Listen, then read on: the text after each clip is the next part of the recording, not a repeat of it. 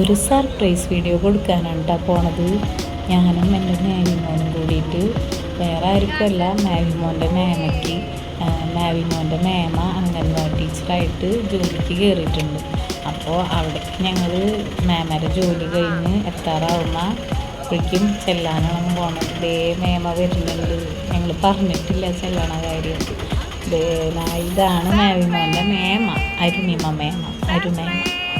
അപ്പോൾ ഞങ്ങൾ കറക്റ്റ് ടൈമിന് എത്തിയത്, കുറച്ച് വൈകി കഴിഞ്ഞാൽ മിസ്സായി പോയേനെ.